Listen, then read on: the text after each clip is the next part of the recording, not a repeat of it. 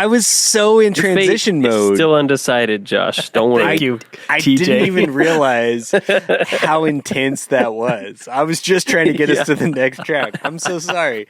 Well, Hey, I mean, with just great transition power comes great responsibility, Kyle. that's true, and I'm not prepared for it. I'm the least responsible of all of us.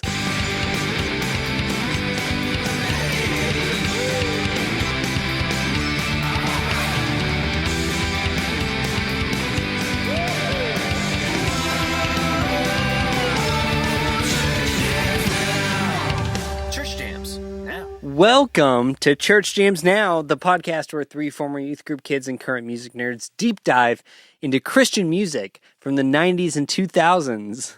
I, of course, am your co-host, Kylan Savage. With me, as always, is Mr. TJ Smith. Hey, Kylan. I'm so excited to talk about this record. Can I tell you? Aren't you? Like, I am. We're also joined by beautiful producer Josh Olson. Hey guys, I'm so excited too because I think we all know that we are trying to convince the world that we are something that we can't be. But we are not afraid of being alone or being caught by ourselves. Oh, that's only our so own thoughts. good. I think. great pun, Josh. Full disclosure, guys, listeners of this show will know that oftentimes I like to play a little bit of a character in which I'm unprepared, Somewhat aloof. but here's the deal: peek behind the pop filter. I'm usually very prepared, but in this case, I am not at all. This is not our usual format, to give you some credit. That's true. This is our second episode in a row where we're doing our part A, where we're going back to classic CJN, where we're going to do our part A and then take some time and listen to the record and do our part B. But this episode is different because We're doing the part A. Separate. right. I have no idea what we're talking about. Yeah. There's been a lot of album titles being thrown about in the group text. Okay, yes. Can I defend myself So- like a little bit before you tell me what this is? Wait. I've got a question before you even do that. Okay. I'll ask the Wait, question. you TJ answer knows it, what and this then is, continue. though, right? TJ, you know what we're Correct, doing, yes, right? Okay, I do. Good. Yes. You're in on it. Kylan, what kind of mood are you in right now? Like, are you feeling good? Are you feeling like, is there levity in your life? I genuinely don't know how to answer that. If I'm being totally honest with you. That's fair. If you had to like search within yourself and try to find like an emotional quality, what's like happening for you right now? Fuck, guys, are we covering a ska record? Even better. That's not an answer. It's just Okay. answer the question, Okay, and then you well, can no, defend yourself, and then Josh can tell you what we're doing. I'm trying to infer from the questions that you're asking. I'm just trying to check in, buddy. I just like to do that before we get into the nitty-gritty. Are we doing another new metal record? I swear to God, guys, I will quit this show in a heartbeat.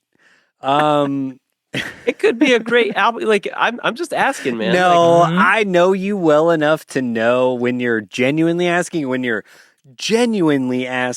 a question.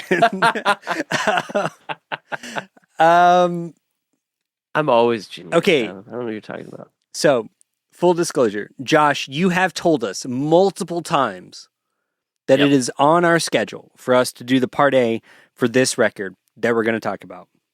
In my defense, you've also given us a lot of other information about other episodes that are currently With like in even the like works. 1A, 1B, 1C. Like the Yeah. breakdown of the meetings has gotten like really intense. It was a lot. Yeah. It's gotten I real will give you that. nitty gritty. Which, you So know, wait, to your credit, more information Josh, like, way to isn't keep better. track of is all what of you're- it. It's the feedback. Yeah, you're giving no. me? Well- It's an important role that you play within. I also want to make sure I'm communicating effectively. Yeah, So no, if I think it's you too are. much. Oh, and you then do. maybe it's You do. not doing its job. I think I'm just an ADHD chaos goblin, and when I get to a certain amount, it's like the way that like tweets can only be 240 characters. That's the way my brain processes information.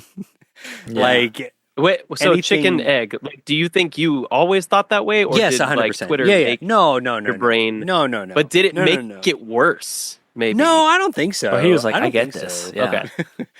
All right. Okay. This makes sense to me. What? Yeah. You. Do you want me to tell you the album title or the band? I think maybe Start tell with me the album band. title, Well, Josh. okay, because if you tell me the album title, I think that's still not going to mean anything to me.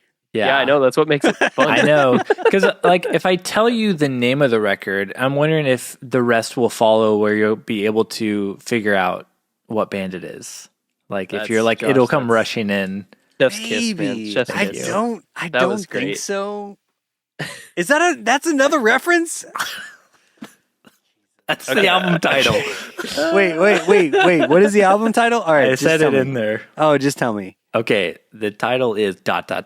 and the rest will follow. Yeah, that means nothing to me. What is that? It's going to, buddy. It's Lucky going to. Jammer, we are covering a record from Project 86. Ah, no. I quit. All right. Bye, guys. It was fun. Okay. No. See you, buddy. Okay. Oh, he's Kylan's gone. gone. He has left the video chat. So, Josh, let's get into it.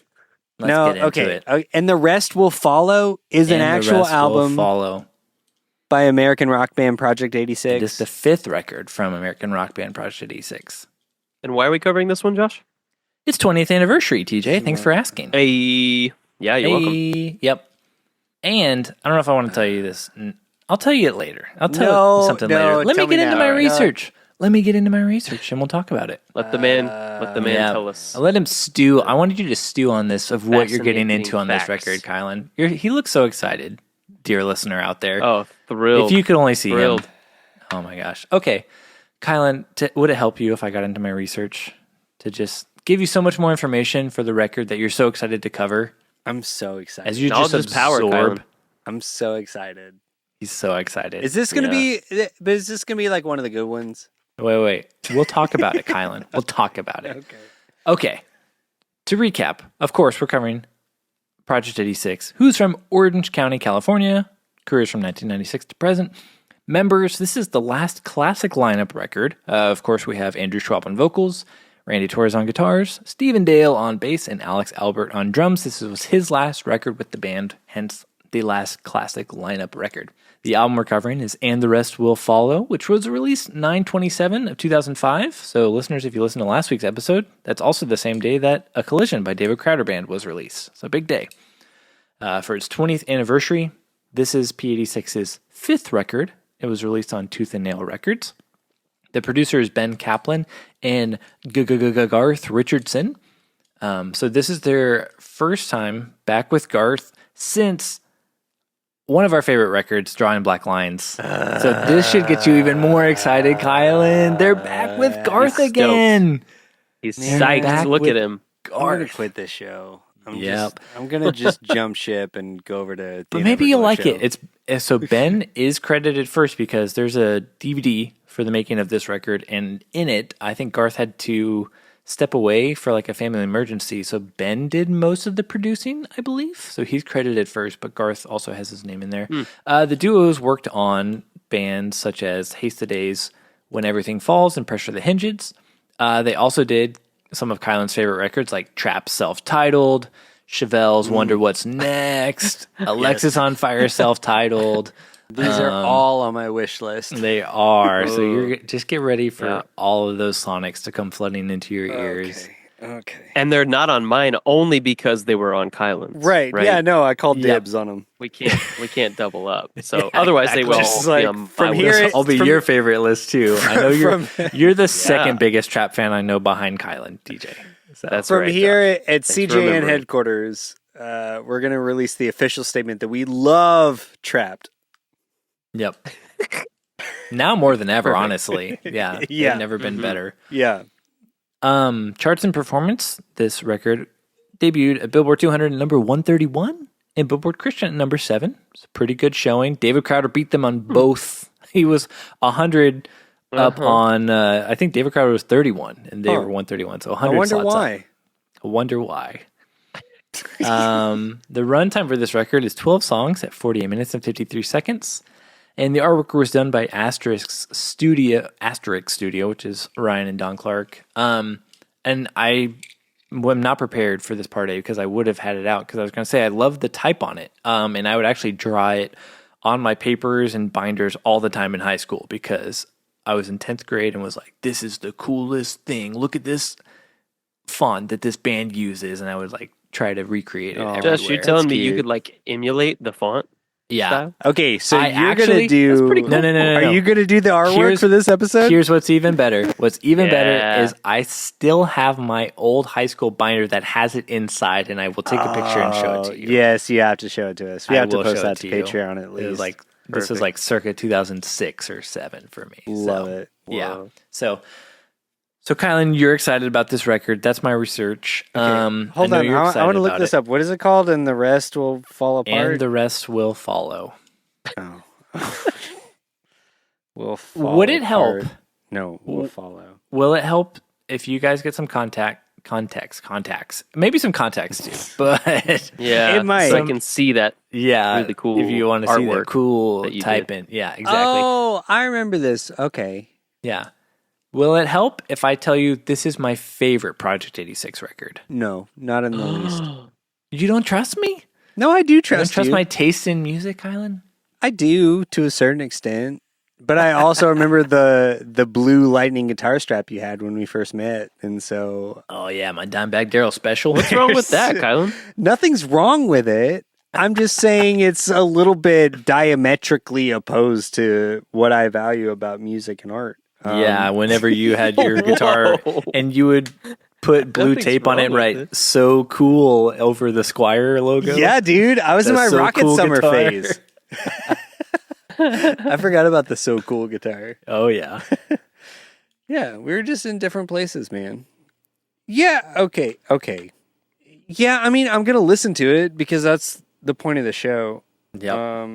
You're obligated That's to do good. so. And I'm kind of, I'm not legally, but Not like legally, technically. Not yet, at least. Kylan, I do you haven't got a remember contract. when you recently almost didn't listen to the album that we covered? yeah, but that was more like this feels more I don't know. I'm going to listen know, to it. it's just a funny aside. I'm going to listen to it, guys. It's going to be fine. We know. I'm going to listen to it and the rest will follow. It certainly will, Kylan. Yes, it will. I just okay. Right. I am excited to cover another Project 86 record. I will say that. I do think Cool. that we were done dirty by the poll that made us cover Drawing Black Lines first. Yep. I think Yeah. there are many more points in the Project 86 discography that would have been better entry points for TJ and myself. All the other ones, honestly, that was the worst one they could have picked. Yeah, I'm really hoping that this one is more. I feel confident in saying that I think you guys will, dare I say, enjoy this record. Okay. That's bold. Is It is bold. All right. It is bold. Like I'm just imagining it's like a little less new metal, a little more like metalcore, like especially coming out like 2005. Like Yeah. it's a little No, more I don't along think those it- veins. I wouldn't call it new metal at all. Maybe you'll Okay. hear like elements of it, but Okay. I don't consider Elements of it new Southtown. metal. Okay. Yeah, fundamental. Well, fundamentally, diametrically opposed. Diametric. correct I me if did. I'm That was wrong. harsh language. I'm sorry, everybody. It was. Correct me if I'm wrong, Josh, but this is the album that came out after Songs to Burn Your Bridges by. Is that right? Correct. That's the whole. So the whole. that, knife. yeah, the knife Yes. and the, The whole knife, yeah. So that's the one I know the best, and that one to me is just like hard rock, Mm-hmm. just like hard rock, and like there were things I remember liking about that album. Strong John Cannon Strong John was Cannon. into that album, but I don't think I really heard any of this one. So Well, let me tell or you, maybe I've heard a song or two. this most. album is hard rock, but with more melody. Oh, Hard Rock Plus. Okay, Hard rock plus. all right, That's what Hard I'm Rock saying. Plus, I think Disney I mean, minus, Hard Rock yeah. Plus. We'll see as we cover more Project 86 on the show. You're going to tell me that now? We're going to cover more Project 86? Well, they have more records, duh. But I think, I don't know. You're not helping out your case. I think this here. might be, not to say this is the best one, but I think this one might be the one y'all enjoy the most. Okay, cool. I love that. So. All right. Should we let Josh talk about his, experience with the albums? We don't have any. No, I think we're good. Yeah, I only heard this record a few times, so I don't really have much to say about it. Yeah, okay. Why? All right. So I wasn't ever a big Project 86 guy. This one is your favorite? It is my favorite. Okay. When I got into them in high school and all of high school, I would have said Songs to Burning Bridges by was my favorite. So it was a couple years after being P86 fan where they were my favorite band ever. If you knew me, you knew that fact. Yeah. But sometime in college, it did shift to this record. Okay. So, yeah. I can't remember. I will talk a little bit. I think I mentioned it before in our first Project 86 on Drawing Black Lines, but the first time I heard Sincerely Ichabod, the opening track on this record, was like a defining experience for me as a teenager. And I think I remember I was like on AIM, and there's like some girl in my class that I was like, you have to listen to this song, it's so good. And then she was like, oh cool, this song is great, so happy for you. And the chorus is literally him yelling "off with your head." So she was probably like, whoa, Josh is going through something here. He's not doing good. But I didn't have anyone that I could like share that with. But I was like, you can yell "off with your head" as a chorus, and it sounds awesome. Because I was introduced to the band through their Spire Hearing music video. But this was right around the time my first iTunes purchases were Project 86 songs. So I got like a couple songs off of different records. It was like the first when iTunes was baby. Thank you, Evan, for that meme. Thank you. But yeah, so that was like, this was my first time using iTunes, was to purchase various songs off of different Project 86 records. So I got a couple from this record, a couple from Songs to Burn Your Bridges by Drawing Black Lines or whatever. But yeah. So you're going to be genuinely disappointed if I flop this record? I think... You don't think I'm going to? I think I'm going to like it. Okay. I think there will be enough for you to like. Okay. All right. I will take that information I'm going off of the hopes of you guys remembering how much you disliked Drawing Black Lines to be like, wow, I can't believe they did this a mere 5 years later. And just being like so like amazed by it that you're like, this is such a different band, that instead of being like, well, I also don't like this or something. But I'm hopefully I'm going off of just like you comparing the two and being like how far removed it is from that record to just be like, bop. We'll see. We'll see. Like, songwriting and musical prowess growth. Yes. From that vantage point, I could see this being, a more enjoyable experience. For sure. I will say my flopper bop is subject to change. Oh, there he goes. You looked up the track list. Good job, Kylan. The fact that Satellite was 1,000 times better than Drawing Black Lines, and you still flopped it. I'm sure this will be more than 1,000 times better than Drawing Black Lines. So I don't think you could enjoy. I don't think you'll dislike this record more than Drawing Black Lines. I don't know if that's possible. So wait, Josh, am I understanding you correctly that you think we will end up liking this more than I ended up liking Satellite? I'm also. I want to. I got him. I want to believe. I got him. I think you will. That was a real Josh move, TJ. I think you'll also, in the back of your mind, journalism. I think in the back of your mind, you're also being like, I know Josh really likes this record too, though. So where it wasn't like Satellite, where we're like, yeah, it's Satellite. So it'll be like an empathy vote. I think that'll help Not a sway you a vote. little bit. They're two different things. Two different things. Yeah. No, I think you'll already be close to bopping it, and then that might just help you get over Total the edge. aside, empathy vote sounds like the kind of too clever by half stupid song title that this band would have. Wow. Okay. I don't know. If I'm sorry. I know I'm coming in really hot. You I don't know why I did not anticipate a Project 86 record. But hey, flopper bop predictions. I'm predicting a bop for me. For you. Okay. Yeah. Yeah, I I think I'm gonna have like to it. predict a flop because I have to. I have to. See, I have much more. I have so much trust in our beautiful producer. Well, it's not related to No, I totally understand why you're an saying this, amount TJ. or a lack of trust. I have to go in thinking I'm gonna flop it. Right, Because either I will end up flopping it and I'll be like, well, I was right, guys. No surprises here. But still And better than drawing I'll black probably, lines. hopefully, have good reasons. Yeah, I'm confident about that for sure. So no question there. But like, either that or I'll be like, hey, you know what? Josh was right. I'm bopping this thing, and that'll be great. True. So if I'm doing it, for my own integrity or for the drama, I don't know, but For sure. I'm doing it. I mean, No, it makes sense that you would flop despite it. Josh's Or predict a connection to the band, he's made a lot of good points. But despite that, it's true. TJ and I, something we can't be in talking about this album is dishonest. And the rest will follow. Mm-hmm. The rest will follow. Yeah. Okay, so TJ's predicting a flop. Okay, I'm ready. Even if you guys flop it, I'm ready to take it with a hand, a furnace, and a straight face, you know? Is that another song on the record? That is. I haven't looked up the track list yet. This is all just off the dome. I'm wow. just, yeah. Okay, I am excited to talk about it. I'm sorry I came in so hot. I don't know why I did not anticipate Project 86 when we started recording this part A. And I think it threw me for a loop a little bit. Understandably. Well, I'm glad we got to do that on mic at least for the episode. Mm-hmm. Yeah, Kylan, as a fun aside, Josh told us this album was one of the first things he or what did you say? What was one of the first things you downloaded on iTunes? This album or just some songs from it? It was songs from Project 86. From this album, from other records, Okay.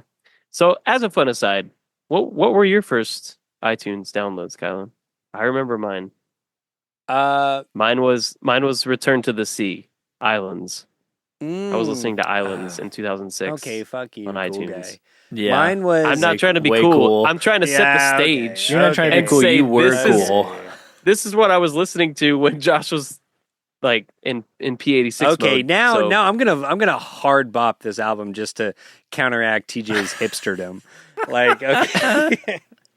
Okay. All right. Cool. No, I feel like that's gonna backfire on you, buddy. Yeah, but probably. go for it.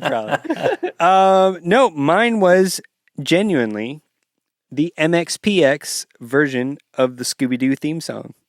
That's awesome. That is awesome. I feel like all of these do perfect sense for you. Right, no, I feel like all of our first iTunes purchases do actually weirdly make so much sense for all of us. Yeah, it's true. That's so good. Man. Yeah. Ruh-roh, Raggy. All right.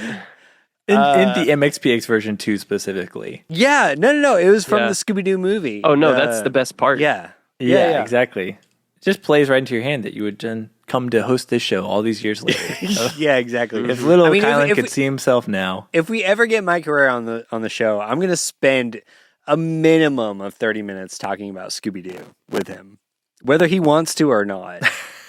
So, Mike, if you're listening, you just have to.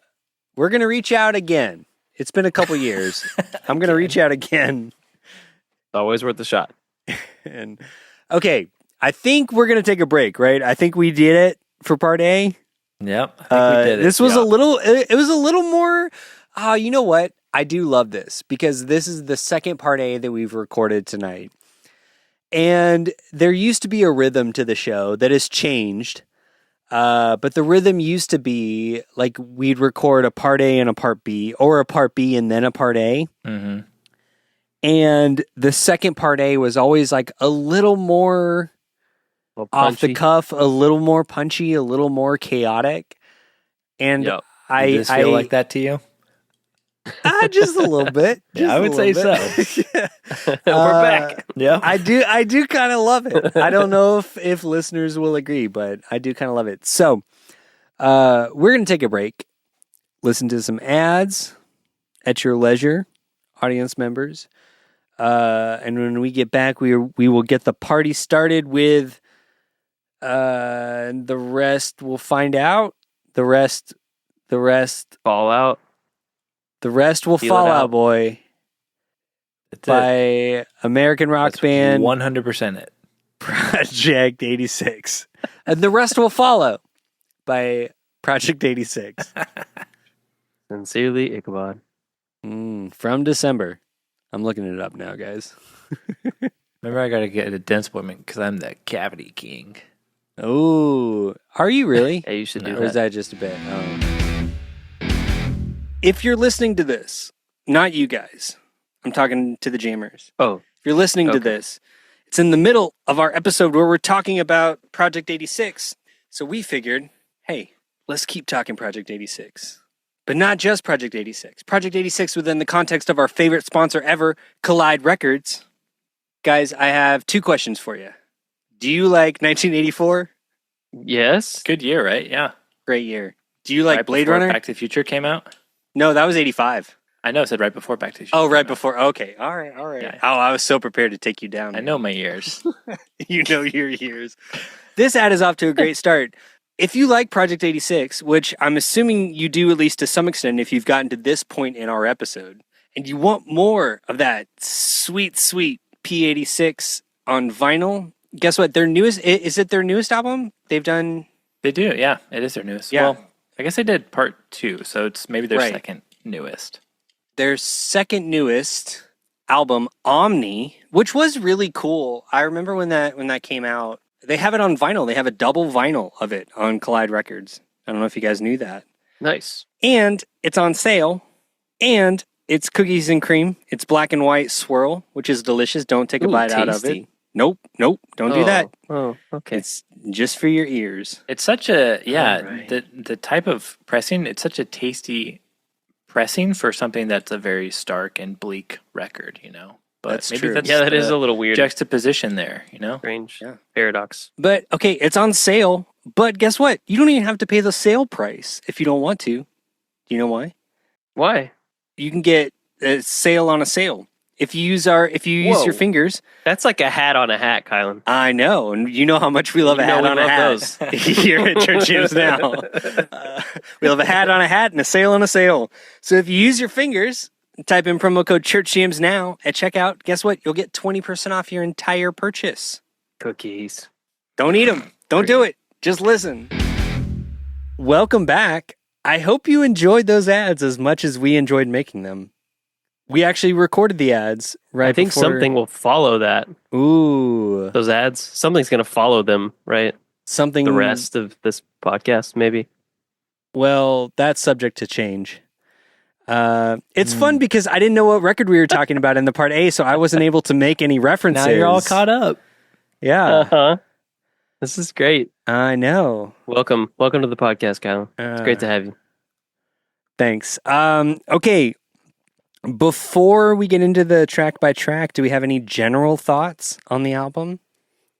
Yes, I think I could wait until we get into it, but I think it's better here. I have a Grammar Jams Now grievance specifically with Spotify. I'm calling out Spotify on this one, you guys. Oh, good. Oh, Calling them out. They deserve Yeah. to be called out. Good. Yeah, I'm glad you're on the same page because I just think artists and their maybe some of the representatives or the management like should technically spell the name of the songs correctly. But if they don't, right? I'm just thinking, I could be wrong about this, but with the $700 million that Daniel Ek invested into AI weapons programs, maybe he would have a little left over to afford like a fact check, spell check situation for I don't think artist AI can do songs that. that get I think submitted. that's outside of its AI realm can't of do that. possibility. Yeah. Yeah, you're probably right. Anyway, Spotify, the track 1 is misspelled. Sincerely, Ichabod. Go by. I will say, I don't want to go to bat for Spotify, but But you will. this has You better been not, man. But you're I'm going not, to not right just now. for Spotify. Unfortunately, I think I got a tooth and nails to blame for this because, as far as I can remember, this has always Yeah, been misspelled. probably, yes. From like iTunes back in like 06, Oh. whenever I first bought this song. Yeah, Like, I'm this- sure. it's been It was misspelled. just I a think this clerical whole error. time. Yes. Totally. But I had to check. I went and looked on the album art, and it's correct. So Okay. I wanted to make sure I wasn't like throwing the shade the wrong. Is this like I feel like this might be more of like a capital Christian thing. I feel like we've run into a lot more issues with like lyrics and song titles and stuff. Yeah, I mean, it was probably I think it was a tooth and nail thing back in the day that they just probably never caught, and now they probably don't have the means to change it because it is under capital. Yep. All right, I'm going to start another change.org petition. There we go. This is my new thing, guys. I'm going to be a keyboard activist. Dude. Yeah, you're such a social activist, Kylan, for all the things that really matter in 2025. Yep. I love it. Yep. Thank you for the hard work you're doing out there. Fix the spelling on Sincerely Ichabod. Speaking of Ichabod, let's start with track number. Let's get the party started with track number 1. Sincerely Ichabod.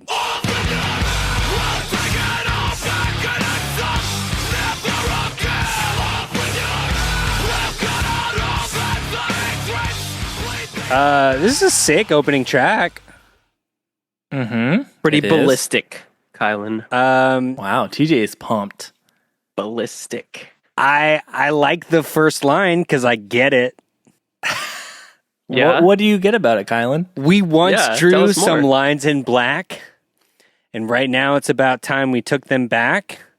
That's obviously a reference to 70s cartoonist Robert Crumb. Of course. Nothing else. Yeah, because he drew lines in black. He's the only one who's been ever known to do that, too. Yeah. No, we covered drawing black lines. I was just like, I don't know. It was kind of funny to me that was the first line that I heard on this record. I was just like, I get it. Like, it's kind of silly. There were subsequent albums. But I get it. Yeah. It is like especially a couple of records, yeah. I like the swagger. I will say right off the bat, yeah, we probably should have started with something more akin to this than drawing black lines, and maybe my opinion of Project 86 would have been a little bit different. But we knew that. We've known that. You're feeling better about it? I take that? You're enjoying this more already? Already. Yes. Wow. Yeah. I'm way more on board. Upward trajectory. But we all knew that. We all knew this. This is not news. It couldn't have gone down. It can't go down when we cover their self-titled, probably. But maybe. We'll see. Are we going to cover their self-titled? We've got a lot to do before then. Okay, good. Thank God. Kylan, it's so cute. Like, how long have we been on this podcast and you're asking, like, are we going to cover this thing by this band that's like, what are your favorite bands, Josh? At this point, we have, like, friends of the show that are in the band. And like, are we going to cover it? Josh is just the supreme Everlord. I'm just begging for like crumbs. It's been a year and a half since I scheduled Project 86 for you, though. So I'm trying to, not just throw it all in there at once. Space it out. Okay. Thank you. Thanks, buddy. Let's talk about the song, though. Yeah, dude, I love this song. This is a great song, right? This might be my favorite song, honestly. Oh, yeah? Yeah. Okay. Oh, okay. Yeah, it was a lot more like metalcore, I guess. Yep. Yeah. I like the swagger of it. It's not like swingy swagger, but it's not just like straightforward like metalcore kind of like up tempo. It's like it feels really comfortable. It feels like a rock band. Well, it feels like they're guys that are like nearing or in their 30s, but still like wanna rock a little bit. Yeah, like, exactly. We're not as crazy as we used to be, but we still got some energy. I mean, it's kind of like what I think dad rock is now. It's just like dad. I can headbang at a comfortable speed to this. Yep, this doesn't hurt my neck. Yeah. I don't have to thrash, but it's like I enjoy this. I agree. I want to also maybe join Kylan, and this is a big deal for me. Because there's another song on this record that has long been my favorite song on this record and my favorite Project 86 song. And while I still love that song, I want to just set precedent here that you can just, in the moment, for what I'm feeling right now, I'm also going to say Sincerely Ichabod is my favorite song because how Kylan of you, Josh. It is very Kylan it's a real of me. Kylan move. It is, but this fun. week I am feeling Sincerely Ichabod. I'm just Cool. like 10 out of 10, perfect song, no notes. Woodskate. The drums opening, Steve is ripping on that bass. Dude, the bass is so good. The bass is so good. Can we just have a conversation about the bass so we don't have to do it every single song? Yeah. Yeah, we should. Wait, are you saying Stephen Dale's a pretty good bassist? I guess. Hot take. I mean, This he's is a okay. hot take. A Yeah. hot take. Controversial Stephen opinion. Dale is a pretty good Dale, great bassist who I bassist. think holds down this entire band. Yeah, I Yeah. think you're probably right. Yeah, in a big way. He's kind of the best. Yeah, definitely some sweet bass. I like that most of the bass too is like, okay, TJ, we've talked about this a lot. How do you feel about the bass tone overall on this record? Like playing ability totally separate. Just like Oh, yeah, the no, not the sound performance. the sound tone. of the bass. How do you feel about it? So personally, I'm not insane about it, but I'm also not the target audience for this band. Within the context of what Project 86 is doing, it's pretty cool. Like Right. it works for this genre. And that's saying something. Yeah. Like for me, I don't know. I think we need to just like check the fact that I just like acquiesced in a way that I stand by it, but like it probably sounds a little weird to hear me say that. Just knowing what we know about Right. me as a But within the as a music context fan. of this album and this band, you think it works? It's great. Yeah. Yeah. I Yeah. agree. Mhm. I agree. It's really I think solid. it's got a little bit of an edge to it. It makes it stand out. gritty. And I think it works with the performance overall and like really highlights the bass in a way that I don't think a lot of bands do to this extent. So I agree. Yeah. Josh, I'm wondering if one of the reasons you decided that this song might be your favorite on the album is the haunting piano break that hits at 116 and then comes back later as a nice motif to kind of like set the tone for, spoiler alert, a pretty dark album. I love that piano break. It's kind of awesome. Yeah. Were you surprised by it? It's super low too. Did you have to like turn it up to be I like, just what turned is it that? up and then it's like, then the off with your head It's is like a oh. jump scare. It's like It their is. equivalent of a jump scare. They kind of do that a lot on this record. I noticed that they'll like bring things down to super quiet before a chorus, and then like they use it a couple launching. times. Yep. But it is a theme true. that they It's a good trick. establish here. It is. It's fun. So my daughter just finished reading Alice in Wonderland. So I showed her this Nice. song because she's been Because of the Queen. because Off with Your Head. Yeah. And she Off with their loved heads. it. Yeah. Man, this is mosh pit music. Oh, it is mosh pit music. man. Let me tell you. Let me tell you, it hit for 14-year-old Josh, and it hits for 4-year-old Willow. Yeah, for sure. Willow is all about it. She's been asking me She's to play ahead of that. the curve, man. She's been asking me to play the Queen of Hearts song like all week. Oh, I love that. That's honestly Nice. pretty on brand for P86. Yeah. So, Yep. what do you guys think of in the chorus whenever they go all the way through the first time and Randy's doing chords, open chords, and then whenever they repeat it, he goes to just the single note on the low string. I've always thought that's weird that you kind of like pull back for the second half of the chorus. I like it because I think it It kind of opens things up. Mm-hmm. Yeah, I feel like Right? they do a lot of that in a lot of ways. I feel like what they're doing on this album, so peek behind the pop filter. When we're recording this, we just released yesterday our episode on Silence by Blindside, and one of our biggest things in general with Blindside, right, is like it feels like they need a lead guitarist that can rip over the top of things. In this album, I feel like Project 86 is doing a lot of the things that I wanted Blindside to do more of like using like the limited amount of musicians and doing like weird little tricks like that in the middle of like phrases or like the middle of verses or choruses to change things up dynamically. Create space and then fill space. Yes, exactly. Just like kind of over and over again. Yeah, it kept it really interesting to me. Mhm.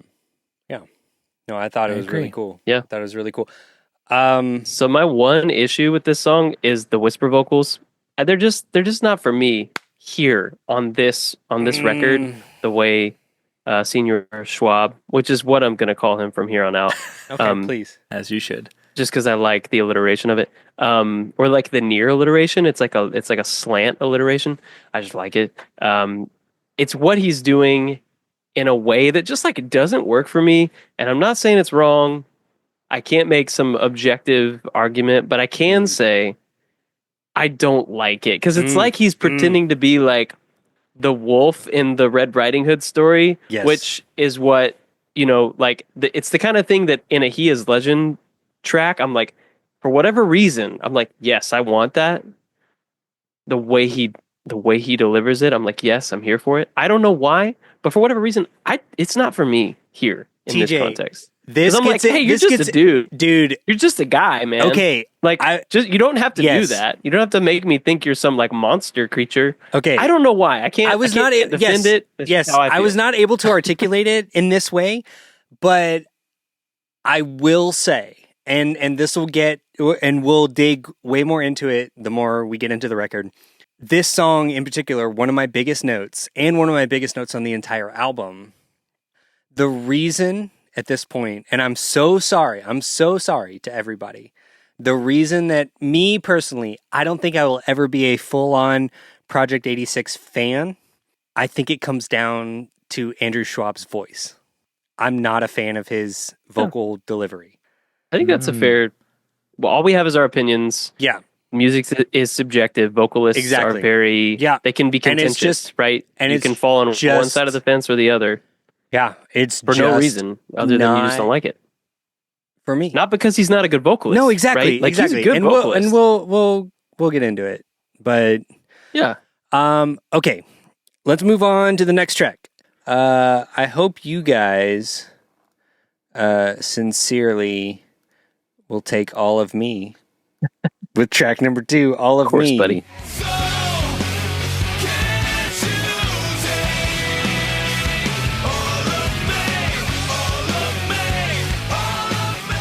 I love the move of going from one of their heaviest songs to then immediately into one of their most melodic songs that they've honestly ever done in their entire catalog. Is that right?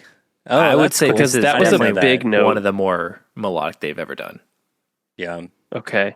Interesting. That's a big note for me on this one. Is like, it's really nice to hear him singing. In fact, like that made it like my second favorite on the album. That's how much I liked it. Wow. Oh, wow. The only issue really that I have with this song is, and it's like a funny issue. I think both of y'all will think this is interesting, and I think it applies to the entire album, but like the drums are very, very proficient. One might say flashy, but like they're not bad. They're just very, very proficient and very technically spicy and like interesting, but like because the chorus like does open up from the verse, right, like quite a bit, but it never goes full halftime, I'm left feeling very like conflicted, like I'm kind of stuck in this in-between space because the drummer's too occupied with like doing fills and like you know what, that like leading from one thing into another. Like it never goes to that full open spacious halftime moment, and so I'm left feeling like kind of stuck where I can't really get that release that I want in a true halftime chorus. But like I want to be clear, it's not because the drummer's bad, right? He's incredible. No, he's doing a lot. This actually but it is almost like is a really interesting note. Yes, okay. It's like yes, you are like right there on the edge of like why I think Project 86 doesn't connect with me specifically. Like, yes, they are so incredibly technically proficient, but maybe it is like a little. It's almost like the Radiohead thing that I talk about, like.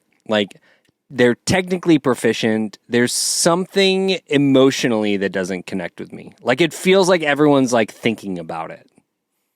Like I don't have very many moments where I'm just like I'm feeling it from my heart, right? Like I'm feeling it from my head. I'm like, yes, okay, that is a good part. That is a good part. That is a good part. That is a good part. But there's nothing that's like, oh yes, like I believe them. I don't know. Is that rough? I'm sorry. I'll say we lost you on Schwab's voice on the last song, and now we're losing you on the rest of the band on this song. On the instrumentals. 2 songs in. That's We've funny. lost Kylan completely on everything. I will say, you will gain me back a little bit later in the record. And we'll get to that. But I'm going to that's tease interesting because I don't view Alex, Randy, and Steve as like the most technically proficient guys. Like I think they do cool parts, but I don't think they're any like super proficient musician like virtuoso guys. I think they work really well together. And like this song has a good Steve has really good bass. Randy has that like really bend part, which is just it's simple. But it sounds cool with everything else that they're doing, and I like all of Alex's roles that he's doing is really cool. So it's like they're not doing anything that I'm like, whoa, this is mind blowing, but it's just enough above. Oh, let me be fair, I guess. And to give context to what I'm saying, it's not like I'm like we got a Neil Peart level player here. Like but what I'm saying is like he's so good at what he does within this genre, like within their sound, but it's so busy. He's very and I can really relate. Like I don't know if this is what's happening, but in my mind I could empathize with a drum pattern that's just like your verse, chorus, bridge, chorus, end, like structure. You know, like I get very bored, so I can totally understand if that's a part of the issue. That like he kind of hits that moment where he's like, well, the halftime thing is cool, but I want to spice it up with like a fill or a sort of like faux double time within the halftime that hits for a half bar and then moves to a halftime, but never fully stays in halftime because I'm just bored. I could totally understand that. Yeah. I don't know what it is, but there's something happening where there's so much activity in the drum part that I'm never able to fully like lean into the open, spacious, like halftime chorus that I'm wanting, that my ear and like mind are wanting. But all that to say, like I know I've belabored the point at this point, but it's a small critique. Like though I've talked about it for a while, it's really like if I were to rank it as an issue on a scale of 1 to 10, it's like a 3 or 4. It's not huge, but it's just something that kind of like keeps me in like a halftime uncanny valley where I can't fully like connect with that chorus. Though I love Andrew singing, I love that bendy guitar part, and I mean it's my second favorite on the album, I think. Oh wow! And it's weird to be like the drummer's too good, and I hate it.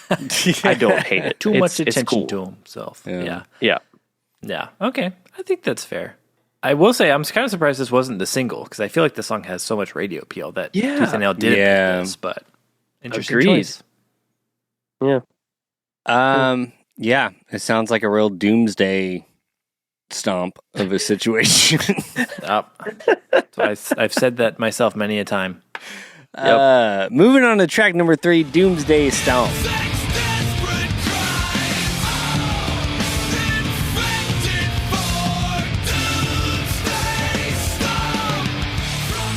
I like all these weird, like, interstitial moments on the record. Yeah, kind of eerie, like swampy gothic kind of moment we're getting here.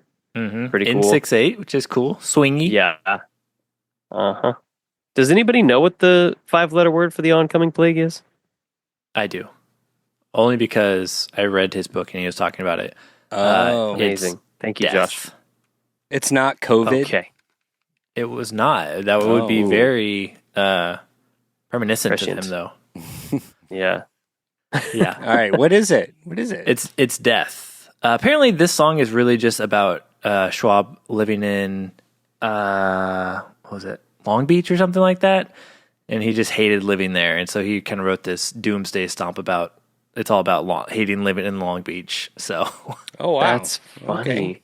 Yeah. So you just imagine Long Beach was like an anthill, just looking up as this foot was about to come stomp it, kind of thing. So that's the setting of the song.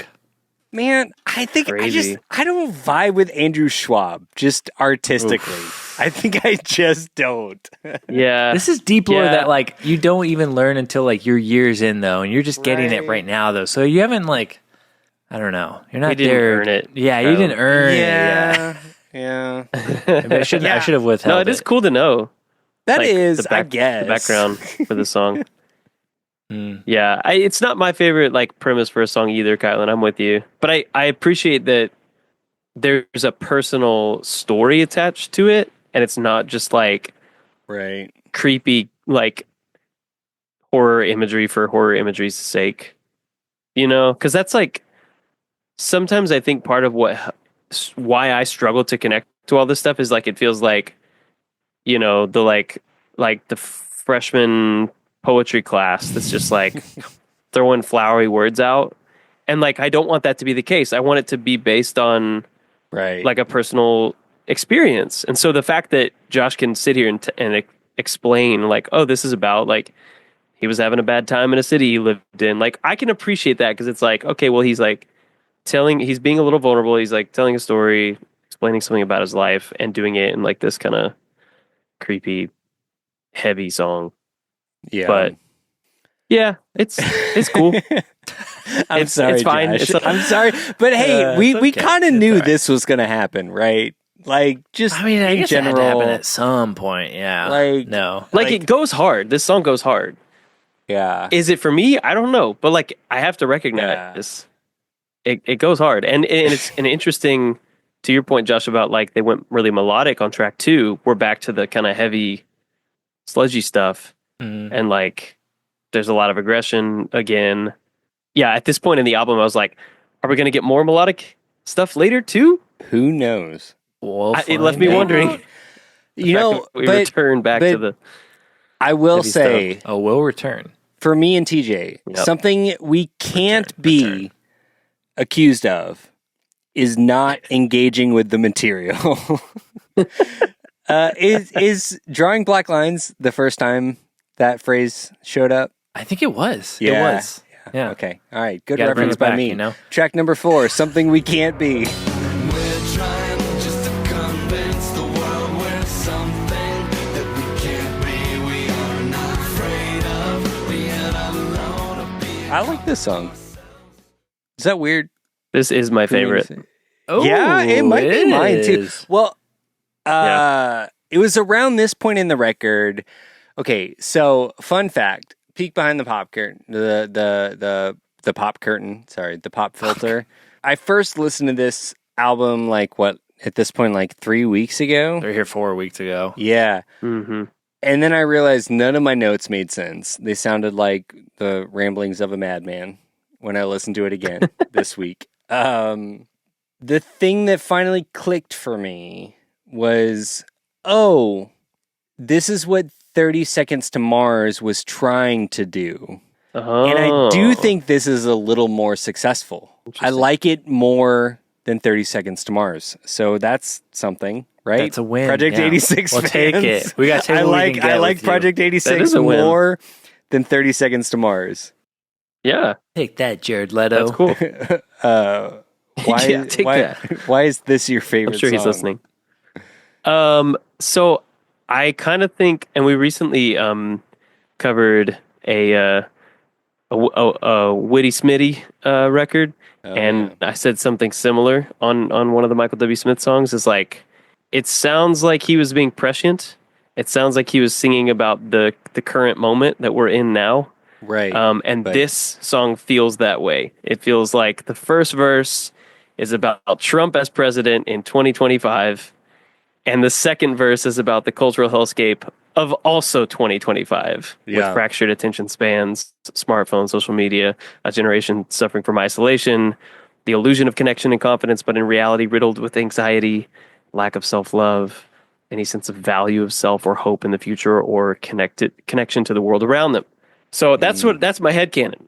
Andrew Schwab went to 2025 and he was like, this is rough. I'm going to write a song about it. And he put it out in 2005. So under that headcanon, guys, excellent song. Very, very relevant. I love what he's talking about. Most of us would be lying, holding fast to denying if we said we're all feeling swell and content, right? This kind of like plastic smile thing. I like where he's coming from with this one, and it feels not preachy because it's we. He's talking about we, right? So he's including himself in that. Yep. Also, the groove, like the verse groove at the beginning, it pushes. Well, the way that it it's changes great. into the chorus groove is always like, oh, this is weird but cool. Like, they're so different. 100%. It works. I think it's an example of like two disparate sounding like parts that got slammed together that totally, I think, work for me. It's also like, I don't know, it comes back to that groove and ends with it in a way that you don't expect, but when you hear it, you're like, oh, this is great. Yeah. Yeah, and I think it just acknowledges that we're all complex people. We're all multifaceted cinnamon rolls in a way. That's true. So, Yeah. Well, and vocally, we get Randy having some Vox underneath, which is a great layer adding in there. I Very love nice. they use Very him a nice. lot on this record. Is there correlation or causation why this record's my favorite? I don't know. And then you also get the vocoder harmonizer from Schwab in the verses, which is cool, making it sound like extra kind of robotic. Yes. Which is That was a nice touch. I wondered if that was vocoder or like some After Effects or something. I couldn't figure it out, but dug it for sure. Yeah. No, I like it. Yeah, it's cool. Sweet. We did return to some more melodic parts. Yeah. We did. Yes. Yeah. Well, I was really glad to hear that. Yeah. Unfortunately, we've what's hit so all of funny. our favorite songs, so I guess we're done now. So, Did I say Sincerely Ichabod was my favorite? yes, you did. Oh, well, that's a lie. You can. Okay, if can I say something my- you can't be is a liar. You're a cinnamon Kylan. roll. Well, can I say that my favorite song, I reserve the right that my favorite song is subject to change, especially if we split these recordings up over multiple recording nights. Let's move on to track number 5, Subject to Change.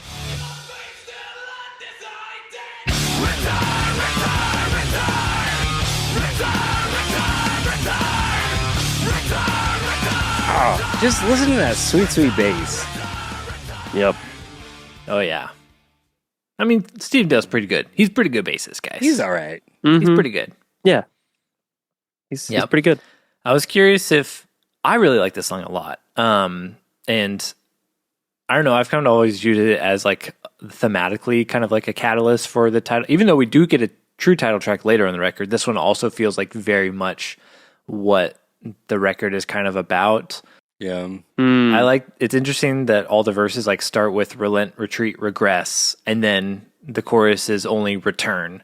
So I like there's a lot of like really cool Schwab alliteration going on. And this, I think, is like a really cool sweet spot for P86 where the music is still pretty melodic, but it's intense enough to where Schwab can do his normal yelly stuff and it fits really well. My favorite moment is on the song is like, and I don't know if you have any, insider info on this, Josh, but like there's the part at 138 where there's just the hard stop and Andrew yells, it's like maniacal. Your fate's not undecided. Your fate's still undecided. Yeah. It's like he's in somebody's garage or something. Like I'm curious how they did that. Because it's a little or something like, and it's way back. Cool. He's like way back. And it's pretty sweet because it feels, I don't know, like you're there in the room, like you were having this like full studio experience up until that point in the song, and then you like got sucked into the recording room. But it's like a long hallway or a garage or something, and he's like on the other end of the room, and you're just like, are you good, man? You okay over there? Okay, I get My it. fate's still undecided, I guess. Yep, it is. I can do whatever I want. But it's cool. It's a cool moment, It is. Okay. So we had originally planned to do this episode a couple weeks ago, and I was fully prepared. Like, I listened to the record and I was like, this is not for me. And then I listened to it again this week, and it connected with me a lot more than I anticipated. And so I can't figure out if I'm just like, if I'm too angry or not angry enough Angry enough. Yeah, that's a good question. to relate to Project 86 on like an emotional level. Or like your style of anger is different than their style of anger. Yeah, because this time around, like I really enjoyed the more like punk moments, like the hardcore punk moments, where it's just like less so the like sludgy kind of things. There's like a lot of like sludgy moments on this record. Yeah, the more like energetic stuff. But there are a couple like just straight up like hardcore punk things going on that I was like, oh hell yeah, this is great. Yep. But musically, I'm here for all of this. Yeah, this is something that I'm like, if maybe there was a different vocalist and lyricist, I was like, this feels like something that y'all would be into. Yeah. Yeah, possibly so. And I can even like, I can see like kind of like what Kylan was saying, like on a like mental level, like I can see where Andrew's coming from, and I totally get the type of lyricist he is and the type of vocalist that he is. But it's definitely like a difference in like, it's like the head gets it. I can check all those boxes mentally, but like on a heart level, I'm like, yeah, I don't know. I'm definitely not angry enough. That's Right, I can name that as my or my I'm- issue. That's I'm- why I I'm- listen to Project 86. I'm a different kind of angry. yeah, Josh, you're pissed. Always. Yeah. Perpetually. You're just constantly Josh, so mad. Josh is real like There's one thing I know about you. Mark Ruffalo Hulk. The secret is I'm Yep. always angry. Exactly. That's why they're I'm my favorite always band for listening so to long. Project 86. Well, if only we had a necktie remedy for that. Oh, yikes. Oh yeah, no. Sorry, Josh. I don't. I'm sorry. No. I think I've got to go. My will not be a dead man. Let me tell you right now. I Yeah. was so in Your fate transition is mode. Still undecided, Josh. Don't worry. Thank you, I TJ. didn't even realize how intense that was. I was just trying to get us to the next track. I'm so sorry. Well, Hey, I mean, with just great like, transition power comes great responsibility, Kyle. that's true, and I'm not prepared for it. I'm the least responsible of all of us. Track number 6, Necktie Remedy.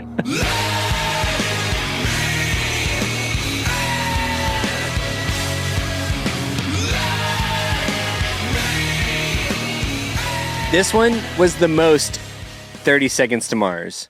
I would call this 29 Seconds to Mars. They got there a second sooner. Right? This is The Kill. So bury me.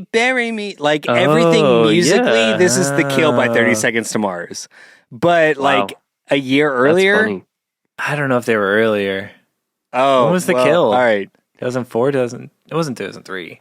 31 Seconds to Mars. 30, just Because they're a little bit Barely later. Second beat it. later. barely beat them. Oh no! This like Interesting. everything about this song it just screams 30 seconds, but that's just my touch point, right? Like I heard that first. Yeah. Okay. Yeah. Yeah, I can see that. I do like that this song kind of goes back and forth between 5/8 and 6/8. That's pretty fun. Yes. Oh, really? Yeah, the 5 is cool. Yeah, 5 is I like cool. the There's 5. a lot of this song in 5, which is surprising. Mm-hmm. Mm. It's very like like on an instrumental level, this song to me has like almost like even though it's like pretty heavy at times, it's almost like meditative. It's like it's that cyclical 5, like the riffs are very like Break me down, circular bury and vibey. me, bury you know? me. Sorry, yeah. Okay, yeah, I can't not hear it now. It's there. It's there. It's there. But I don't think there's a moment of 5 in that song. So, Maybe you I know, don't know. Who knows? to projects, you Yeah. know, You know what? chagrin, I guess. This might be my favorite song on the record, though. Oh my gosh! Thinking about every song. No. Wait, did I say that about the last song? Oh my gosh! Yes. Oh, Something we can't be God. to. Oh God. Okay. You've got a lot of favorite Even- songs. You are really loving this record. it sounds like, I'm Kyle. loving yeah, this that's record. that's what we're Wow. gleaning. Listen, I'm from trying this, to Kyle. I'm so engage excited with for the you. material. No, You sure are. Yeah. Yeah, no, I know for sure which one is my favorite. Okay. Because I was gonna say, even with the whispery vocals, Kylan. This this one, one I feel like actually Schwab have a in the shot verses at is being not the at his strongest vocally. He hits some things I'm like, not your best. So Yeah. Yeah. And that whispery vocal is like this era and this type of music. It's like the dead wife motivator for like the action hero. It's like it feels really cool and like, compelling in the moment, but then like looking back, you're like, wait a minute, we've seen this in 17 other movies. Right. Why all the wives gotta die? Why all the vocalists and like hardcore bands gotta whisper sometimes? Right. Gotta bring Do it they down have so you to? can bring it Do up. we have to do that? Yeah, I guess. think so. Yeah. I will say in his new book, Schwab mentions that he's really proud of the lyrics on this one and Cavity King, but musically, this has never been one of my faves on the record. Oh, Yeah. Yeah, that's wild because it's maybe my favorite. Hey, yeah, look at you. You're a 5 guy, you know? Yeah, I Yeah. do love me some 5. I had to go on a deep dive to really figure out that it's not about suicide. Like, it Is took it about actual some ties? research to- It's kind of a little about it's not about that though, TJ. Yeah, totally right, but I guess not in the overt like I took the necktie and Yeah, You know, yeah. like- yeah.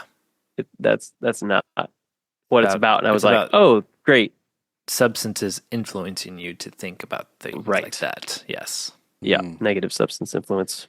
It reminded me, Yeah. for better or for worse, it reminded me a lot of like Fight Club, like the whole yeah. like the idea of like, the whole inciting incident of that is like Because he's Jared just, Leto's like- in that movie. Yeah, exactly. That's what it was. Yeah, it was the Jared Leto of it all. But no, the whole idea of like almost like corporate boredom is almost the same as like hanging yourself, right? Like the same, Right. like you wear the necktie, you do the same thing every day, and then that's Right. yeah. I don't know. Corporate America. Get it. Well, can we grammar jams now? This next title, Sure. Sure. My will be a dead man.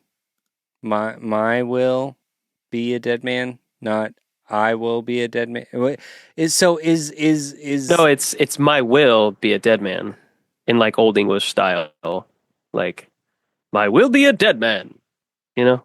No, I don't. That makes no sense to me. Move on. But it Moving on to sounds track cool. number 7. My will be a dead man. In every man's life, in every man's life, when it's just still mount up his All right, Mr. Scarlet Pimpernel. You can go there, but you can't He see won't. the like no, he won't go there for you. archaic No, syntax I won't do no, that. working here. Hey, I'm being genuine here. I don't understand it. I don't. My will be a dead man. Like, in other words, kill my ego or my will. Like, it's like eviscerate it. I think Schwab does mention will something be a dead about man. it is grammatically incorrect, but obviously on purpose. So Yeah, I'm not saying Just the 'cause song it- title works necessarily or makes sense, but like, Okay. I understand what he's going for. Okay, I don't. I'm sorry. I'm being the dumb one here. I don't. No, hey, that doesn't make you dumb. thinking too It's- much about this, Kylan. Just Okay. let the vibes hit, man. Just Okay, let well, the hit. vibes on this song suck. So Okay. Well, this I have the single of, and I'll have you know, this has Ooh. been my long-standing favorite song on this record Well, and in the okay, Project 86 okay. catalog. is this song featured Whoa! So in a video game or movie soundtrack? Because I'm very familiar with the song. Or is it just because I've known you for almost 20 years, Josh? maybe that I don't know if it may have gone in a video game, but I don't know if I 'Cause can't name one that it did. I knew every part of this song. You've probably and- just from knowing me for so long, and Okay. because it was my favorite project song. Well, I kind of love that because I did actually love jamming along to this song. This also had the music video to it where they followed up the Spy Hunter and they Oh yeah. beat down Skylar from He Is this Legend. Is the sequel to the. This is to the that video? sequel, yeah. 'Cause Okay, it- cool. Yep. Because I know that video. I don't think I've ever seen this one. That's See, interesting. I don't know that. I feel like it's got to be in a video game. I'm gonna look it up. It may be, but I feel like this one is like really distinct in their catalog. It's kind of them doing like the Southern metal a little bit, but it still Yeah. feels very project. Like it doesn't feel too like them like getting out of their comfort zone and then it does give a nice home for Schwab to get kind of Old West with it, like Gunpowder Party, and it feels just right. That's a good line. Okay, I wanted to talk to you. Like, what do you think this song is about? Yeah. Josh, give us your interpretation of the lyrics. I've always thought of it as just like, there comes a time in every man's life. There comes a day, there comes an hour, there comes a time. Where just like, you kind of just got to buck up and just like, you got to do what you got to do. And you got to just like face things as they are. And so it's just not like running away from like problems or things in your life and just like owning up to things, whether it be things that you need to own up to or like situations that you maybe do not want to be in or like have to, I don't know. So it's like just being responsible, doing the things that got to get done, you know? And yeah, the things that happen in every man's life. In every man's life. Yeah. And to your point, Josh, I'm a little stuck because like I'm confused. Like, are we brandishing our steel, mounting our steed, and standing, or are we like surrendering, sublimating, and submitting to the will of another? If the idea is for our will to be a dead man, the imagery feels a little conflicted. Like it's either like active or passive. It's like either do the thing or get out of the way. And it's like he's sort of proposing both of those ideas at different points in the song. And I was just left feeling a little like whiplashed with like, is it passive or active? Is it like you have to step up and do the thing? Because like I like that idea. Like I'm not trying to naysay that premise for a song. Like sometimes a great song is full of swagger and like, you know, like being the active participant, being the protagonist, and like being active. And sometimes a great song is about being passive or like submissive. But the sort of dichotomy of those two was giving me some a little bit of a headache. I don't think you're wrong. Maybe I just never looked past the Gunpowder Party feeling just right to really reckon with what was going on in that old dusty town. You were partying. I was. That gunpowder. I was like, Gunpowder Party? Sign me up. Cool. I'm here for that. Kylan, are you going to the Gunpowder Party in this song? Hell yeah, man. This is my favorite song on the record. Kylan? Yes. He's getting one over. Yeah, I mean, I don't know. I will say, okay, TJ and I had a conversation in our secret side chain. Yep. This record, of course. I should have known. And I was just really I think we're both just confused about the point of view of this song. I think we'll leave it at that. Yeah. And I mean, because we could talk about it from September to October, but we don't have time for that. No, we do not. What about in December? Do we have time there? I think we can so. revisit it. Cool. I think from so. December. Pencil it in. Yeah, we'll pencil in from December ? Track number 8 from December.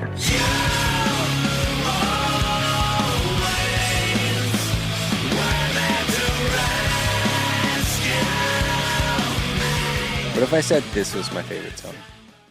I'm just curious. I'm trying out a new thing, guys, where I say every song is my favorite. And then whichever one it's a vibe gets check. The best like response, then you're like, yeah, that one. Yeah, then that one totally was my favorite. That could be fun because then at the end you reveal what it actually is. Yeah. Okay.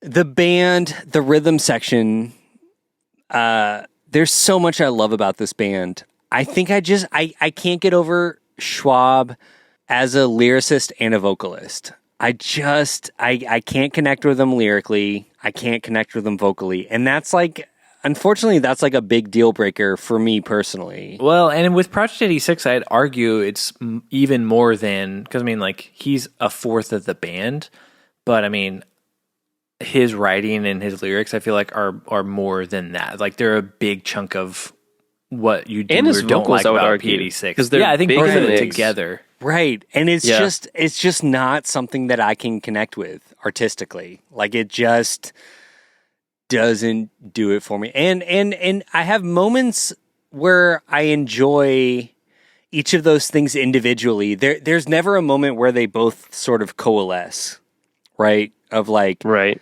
his lyrics and his vocal performance. I'm like, hell yeah! Like Yeah. I want in on this. There are some lyrics on this record that I'm like, okay, yeah, like that's really good. And there are some vocal moments where I'm also like, oh no, that's great. But they're often, to me, sort of like tripping over each other. That makes a final product that I just ultimately don't love. I'm sorry, everybody. I'm sorry. I'll take the blame.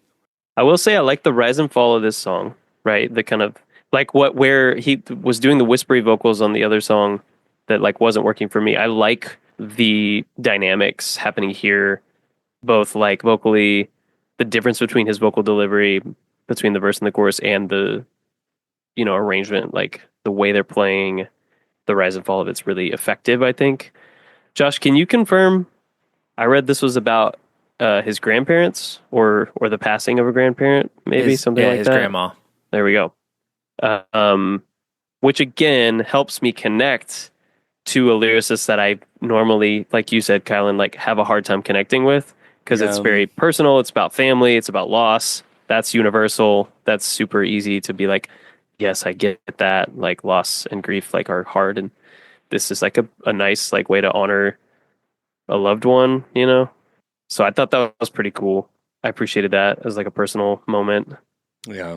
That was like not just doom stomping and horror Gunpowder parties. imagery. Right. Yeah, gunpowder parties. It's like cool. Yeah. Way to give it up for grandma. This song is sweet because it is about his grandma.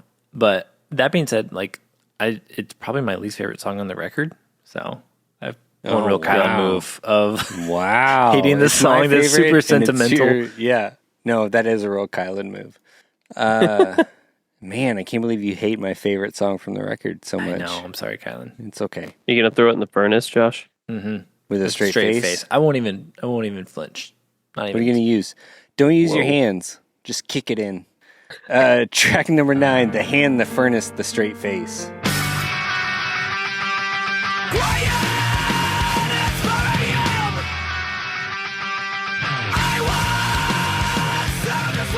This was going to be my guess for Kylan's favorite because honestly, of how frenetic a song. Oh my gosh! I've been doing a bit.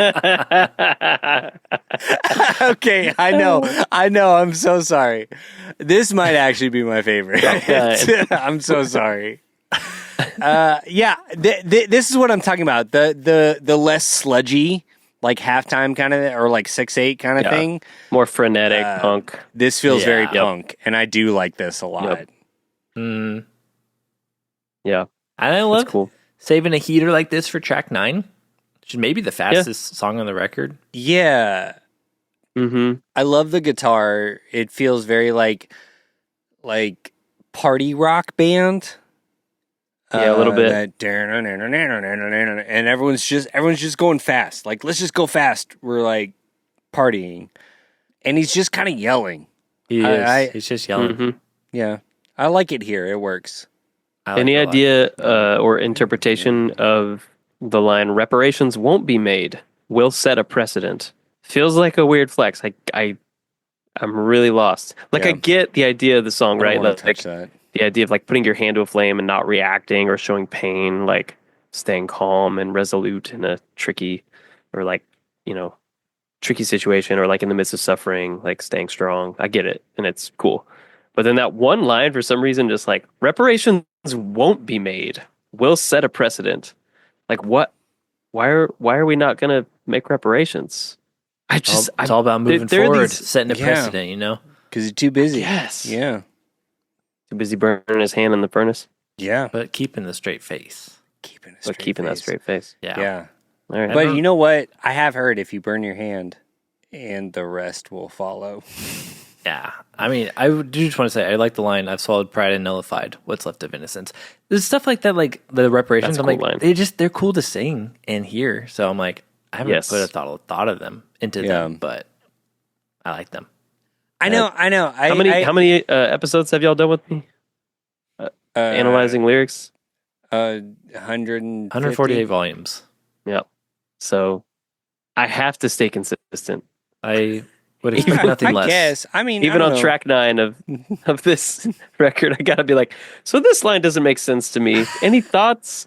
Yeah. And I and have it to could stay still consistent. be the same conversation. I have like, to stay nope, consistent. I'm vibing. That I have no idea. I did not care about a single lyric he sang on this record.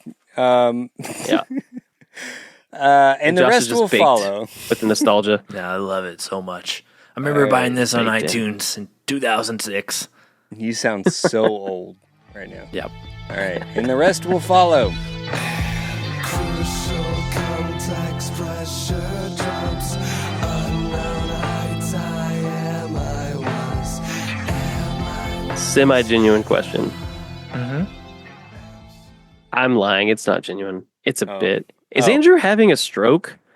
I get the idea, and I appreciate the idea, but like, I don't know if this is it, guys. Like, I don't know if the execution really like support, like if the concept is justified in with what they've done here. But Josh, like, you know, the meme of the guy, like, tell me I'm wrong. Like, I'm ready to be told I'm just missing it. This feels weird as a title track for me. Yeah, because it's basically a glorified interlude. Yeah. Correct. Yeah. And it's like conceptually really cerebral, but in execution it feels kind of silly. Because like the lines, like the wording, right? You've got like and a lot and a bunch of lines, bunch of lines, rest, bunch of lines, will, bunch of lines, follow, whatever. So like, Oh, whoa. I didn't even catch that. That's cool. yeah, that's what I mean by like, is he stroking out? Because like none of it makes sense, but it does make sense if you like break it down and you Yeah. and It you does, track but with it makes sense in a very. I'm so sorry, everybody. It makes sense in a really like middle school way to me. Like this feels yeah, like it just feels like word salad. Yeah. Like I can't. I'm trying to follow it on both levels of like a linear song that can make sense as a contained work in its own right, and also as like the way that's pointing to the greater concept of the album and being the sort of sneaky title track, which is cool. Like I'm here It's a for it. cool Like, I idea. love the idea. It's a cool idea. I don't think having they a pull real it off. subdued. Yeah.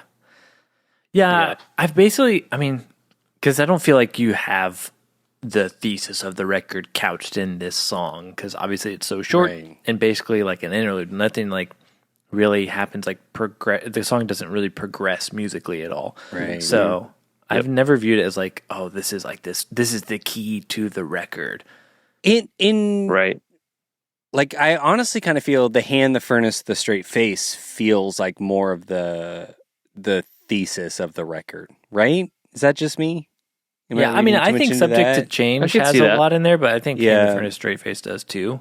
Yeah. But like even so far like this like references that as well. Like that to me makes more sense as like the album title, because it feels like everything's sort of like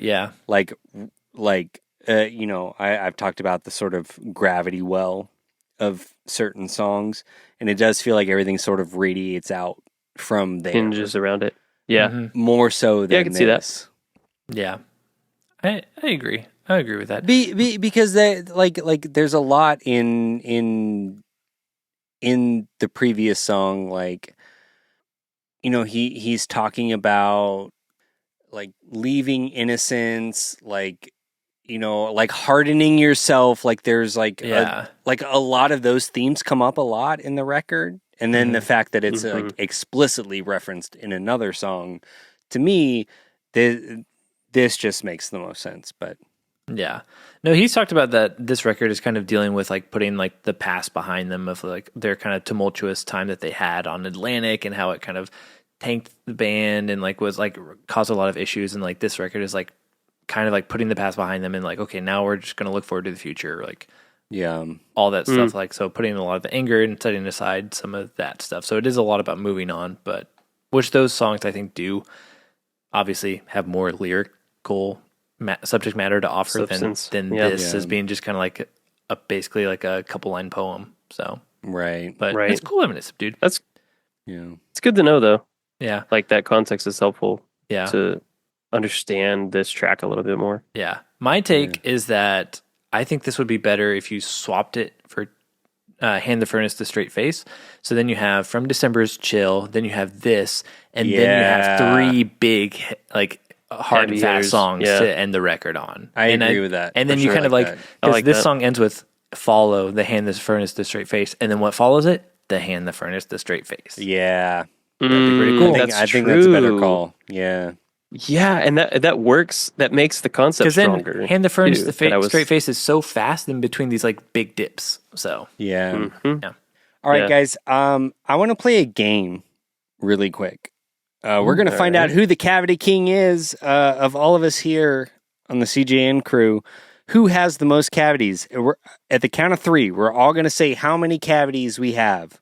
Currently or in our Currently, entire life? or just in our life. Or just in our life. Whatever you want. 1, 2, 3. 35. Okay, Four. Track yes, 11. I'm the Cavity King.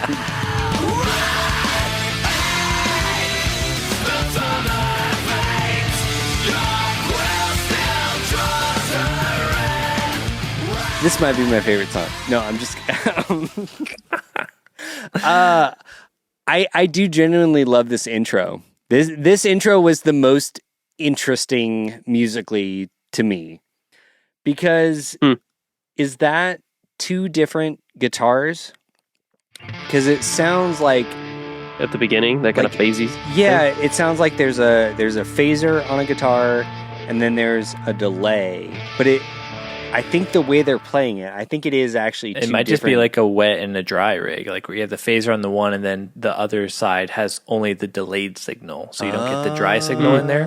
Maybe. Oh, okay. Mm, Hold on. mhm, I'm going to mhm. play that again really quick. Yeah, so then you hear the Yeah. phaser first, and then the other side just has the wet signal. Okay. Mhm. That's cool. I Yeah, love because this the intro. string sound and like action and timing feels the same throughout Yeah. the part. That's you cool. can do on a big budget up in Vancouver with Garth. Oh yeah, good Garth. I love how intensely Schwab yells red ink in the choruses. I like that a lot. Yeah, he's mad, man. He is mad. He's so mad. He's he's so mad.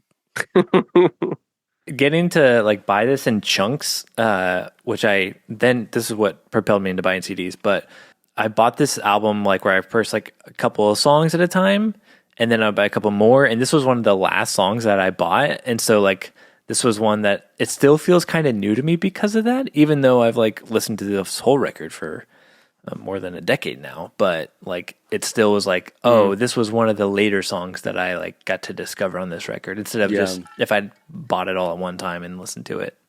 So it's interesting how that Right. it still kind of does feel a little new, and like I remember like discovering it a little bit later, being like, oh, this one is actually really solid too. Towards the end, we don't just fall off after Hand the Furnace to Straight Face. Right. Right. It's no love drug situation. Yeah, yeah. We get more Randy singing mixed with Schwab on this one. Yeah. Is always really nice. Mm-hmm. Yeah. Which Yeah, is I like his why vocals. it's my favorite song on the Yeah, record. it totally makes sense, Kylan. Totally makes sense. You being the Cavity King. I am with 34 cavities. That actually inspired the Hell or High Water artwork with the rat with Yeah, the tooth crown, yeah. you know? He's the Cavity Yeah. King.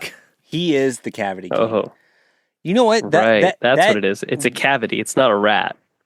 It's a Right. cavity. Mm-hmm. Got it. That weirdly makes makes more me like sense. this song even Man, more. if I show that to my kids and say, like, this is what happens when you don't brush your teeth, this guy comes and gets in your teeth, they will brush them so good. You Mm. know what? That is a great idea. I'm okay. Mhm. All Don't let right. the Cavity King come get you. I'm going to use that. He'll Don't set let the up his- Cavity King. He's he'll like set up his Krampus. throne in like your Krampus molars. for- Uh-huh. He's the Tooth Fairy's nemesis. Right? Yeah, you better Cavity watch King. out for the Cavity King. He's coming to get you. I got one issue with that was like pretty glaring. It's not grammar jams, obviously, but it's like enunciation jams now. The way that Andrew says forbidden at 2 minutes, it's like Forbidden. somebody was bitten. It And does. he's like, forbidden. And like, I thought he only did it once, but it's like every time in that little section, Yeah. he's like talking about something getting bitten. It's not forbidden. It's forbidden. Forbidden. Well, For bitten or for worse. when you spend too much time not brushing your teeth and all you've been doing with them is forbidden, then you're going to get some cavities. Amen. Yep, well said, Josh. What do you guys think is the meaning of the red ink that flows through her veins? That's not blood, right? Anyway, guys, we've done it. We're here on the last track of "And the Rest Will Follow." 2 words that I hope that. I'm gonna just cut that joke internally. Track number 12, Wordsmith Legacy.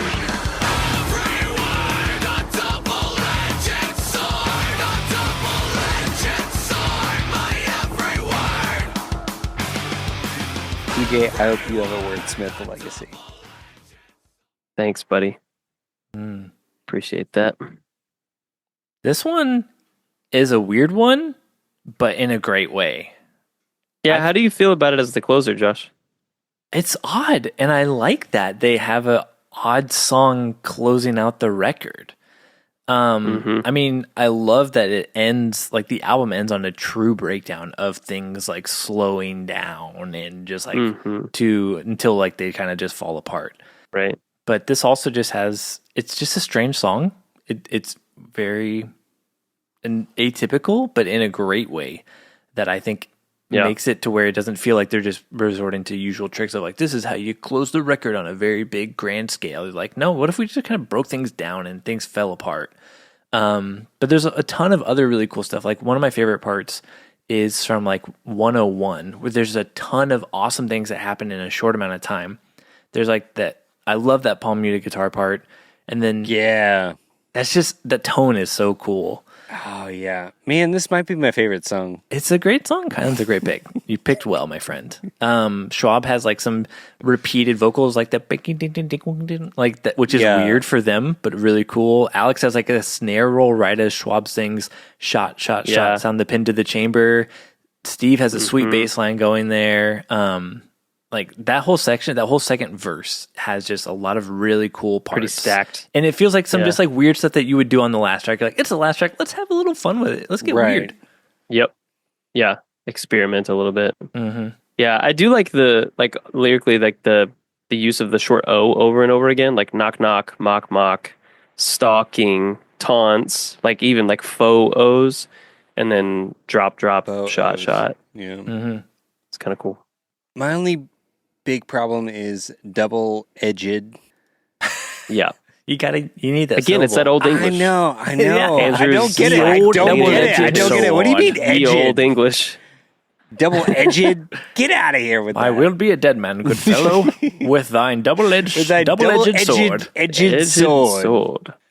Yep. My every word. This gift was never yours. Oh, man. Yeah. Okay, this might give me a whole new perspective on this record. If I just imagine him as like... Imagine he's got one of those big curly mustaches. Like and Chaucer. A bowler hat. Yeah.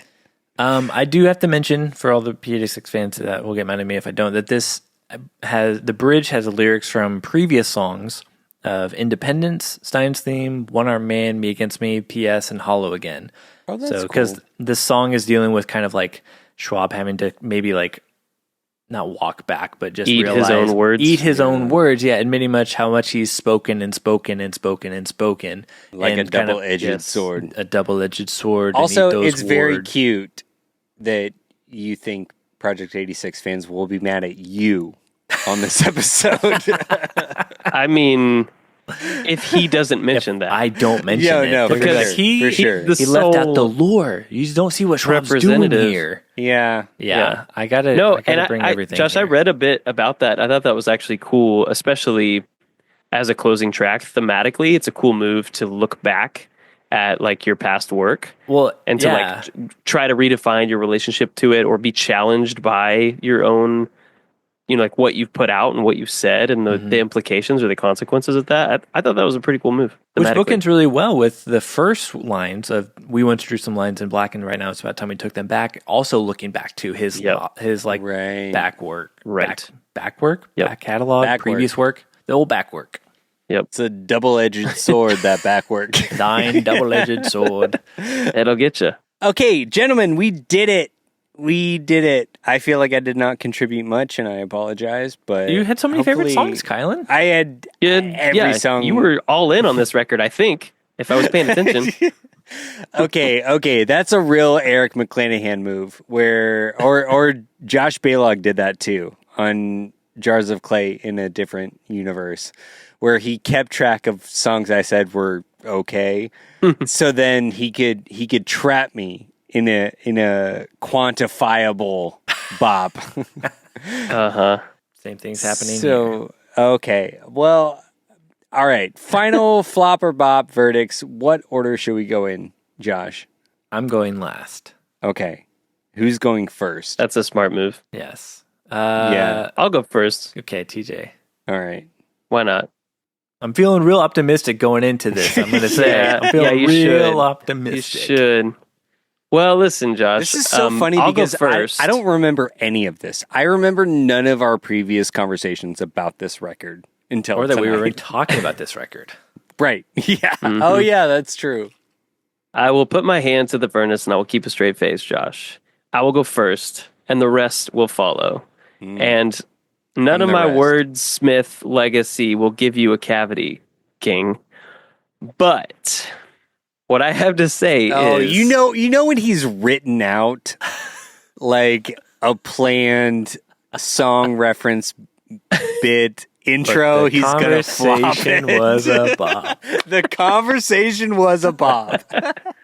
Listen, all of me feels like it wasn't quite the Doomsday Stomp I thought it might be, Yeah. but Something I Can't Be is inauthentic, and I love that song, Something We Can't Be, okay? Lyrically, as this, like, prophesying moment that Schwab had, like a sort of prescient fever dream. And there were some moments on this album instrumentally and lyrically that I appreciated, but there was not quite enough to get it into Bopville for me. Unfortunately, I'm sure we're all really surprised. Yeah, wow. I will be a dead man. Yeah. Locked. I think I have I'm done here. a necktie remedy for you. Sorry, again, Jesus. Ugh. I'm sorry. Whoa. Yikes! promise That's just coming Maybe from you both of should us. stay away from Schwab's lyrics, Kylan. I think We're both I gonna think be so. Yeah. It does something to me that I don't Yeah, love. Josh, we're both gonna be Ichabod's before the night's over. oh gosh. It ties together so well. You see how all the songs are so connected, guys? I mean, I guess. Connected. I guess. Okay, Okay, Kylan. all right. Okay, I also want to know what was your actual favorite song. Man, Yeah. I don't know. It might. Hold on. Let me listen again. Oh I'm my gonna gosh. listen through every song. Oh, you know what? I think it's gonna be Sincerely Ichabod. Okay, the one you said originally. Cool. All Yeah. Poetic. I think that's my favorite. right, that's fair. It's a great song. Yeah, it's fine. Is it my turn? It is your turn. It's your Okay. turn. Sure. Let's pop Oh my gosh. No, okay, What? okay. No. I'm gonna take this seriously. Yeah, I just like I've said again and again, like musically, there is so much on this record that I enjoyed a lot more than I anticipated, especially coming from Drawing Black Lines. Like this was a huge step up musically. Yeah. And so like I'm kind of in that TJ zone of like bear flop or bear bop. And a lot of it comes down to Andrew Schwab's lyrics and vocals. Okay, I swear to God, this is going to sound like a bit, but it's not. When we did our part A, and I didn't know what record we were talking about, I think I was fully prepared for a flop. And then when we did the beginning of our part B, I was prepared for a flop. But I listened to this record again, and I think I'm personally okay with a bear bop for this record. Like it's All fine. right. It's fine. Yeah. It's better than I anticipated. It's no drawing black lines. Is that what I'm hearing you say? Oh, it's like it's 1,001 times better than listening to Drawing Black Lines. That's better than All right. Satellite. If I'm doing my math correctly. Yeah. That's one better than Satellite. Yeah. We will get to Mars 1 second sooner on this record. Yeah. It's okay. I'm really sorry, Project 86 fans. But it's fine. Yeah. It's okay. I'll probably listen to it again. Look, I'm sure they're thrilled to get a bop from you because that's unprecedented. It is. That's true. We have a precedent now. So Reparations won't be made though. Still. Reparations And still the out on rest- those, Still out on those reparations. Will follow. which leaves Josh. Okay, so the actual Project 86 fan who actually has skin in the game in terms of Yes. Project 86 For everyone still fandom. listening, Yeah. this is for you. This Yeah. is Sorry you. for the rest of it. Please join me so I know there are more out there. No, this record was a huge influence on me, and it still holds up, and I think it sounds great.